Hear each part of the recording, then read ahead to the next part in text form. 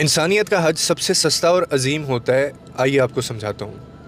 دیکھیں، اللہ کو عبادت بھی پسند ہے، میں اس سے انکار نہیں کرتا کبھی بھی، مگر وہ دل جو اس کی مخلوق کے لیے دھڑکتا ہے وہ اس کے نزدیک سب سے زیادہ قیمتی اور عظیم ہوتا ہے. اگر آپ حج کے اخراجات برداشت نہیں کر سکتے تو اس میں کوئی ایشو نہیں ہے، اس میں کوئی بات نہیں ہے. آپ انسان بننے میں پھر بھی تاخیر نہ کریں اور ایک اچھے انسان بن کے آپ دکھائیں اللہ کے سامنے اس کے بندوں کی خدمت کر کے، کیونکہ انسانیت کا حج سستا ہے مگر عظیم ہے سب سے.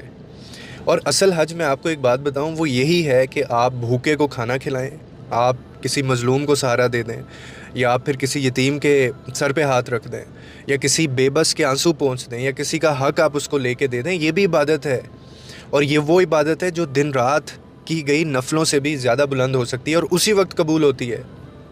نماز آپ کو اللہ سے جوڑتی ہے، یہ سچ ہے، لیکن خدمت آپ کو اللہ کے بندوں سے جوڑ دیتی ہے. اور اللہ آپ کو پتہ ہے اس چیز میں بالکل کانسیپٹ ہمارا بہت کلیئر ہے کہ اللہ اپنے بندوں کے حق میں کی گئی کوتاہی کو معاف نہیں کرتا.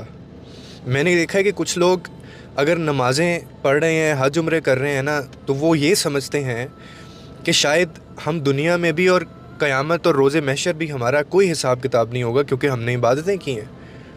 تو سر، عبادتیں کی ہیں اچھی بات ہے، لیکن ان عبادتوں کی یا ان احکامات کی یا خدمت خلق کی ریفلیکشن آپ کی اپنی لائف میں کہاں ہے؟ اور اگر ایک بندہ نماز پڑھ رہا ہے، حج بھی کر رہا ہے، اب عبادتیں بھی کر رہا ہے، نفل بھی پڑھتا ہے، وہ فرض بھی پڑھتا ہے، لیکن اس کے معاملات ٹھیک نہیں ہیں، تو بہت بڑا کوسچن مارک ہے. آپ کو سوچنا ہوگا اس کے اوپر.